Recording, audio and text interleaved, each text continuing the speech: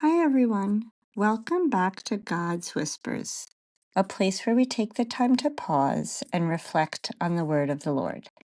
Today I'm going to be speaking about the Gospel according to Mark, chapter 1, verses 21 through 28.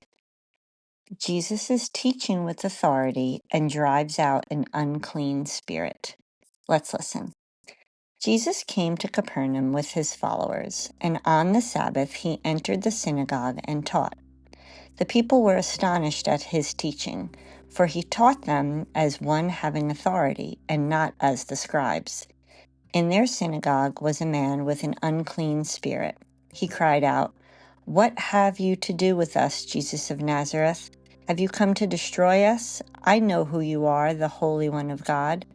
Jesus rebuked him and said, "Quiet, come out of him." The unclean spirit convulsed him, and with a loud cry came out of him.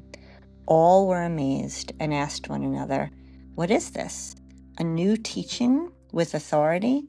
He commands even the unclean spirits, and they obey him?" His fame spread everywhere throughout the whole region of Galilee. Synagogues weren't places for sacrifices. Those happened at the temple in Jerusalem.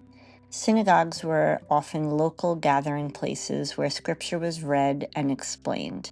Teachers usually quoted well-known rabbis to support their interpretations. But when Mark is relaying this about Jesus, it's something different. Jesus teaches with authority, not by quoting others, but by speaking as if he himself is the source. So people are astonished because they've never heard teaching like this before. Then the man with the unclean spirit comes out, recognizing Jesus immediately. The religious experts don't yet understand who Jesus is, but the spirit does. So Jesus silences it and commands it to leave, and it obeys.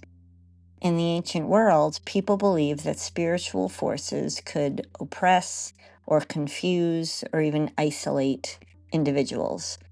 So what Jesus does isn't just dramatic, it's just restoring, I guess, how things should be. He doesn't argue with the evil spirit. He doesn't perform a ritual. He just simply says, and it happens. So it's very clear what Mark's intention is.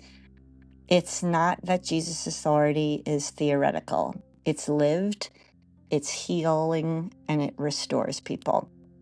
So word spreads quickly, and people begin to realize that this is not only a new teaching, but a new kind of power that brings wholeness to one.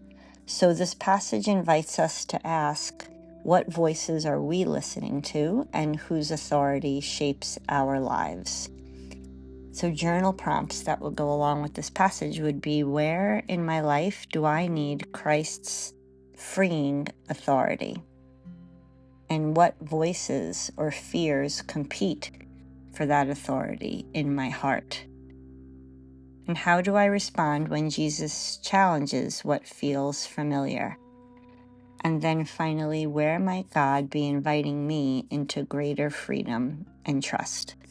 I hope that this message was encouraging to you, and if you feel like a friend could use some encouragement, please feel free to pass it along, and don't forget to subscribe so you can continue to hear God's whispers.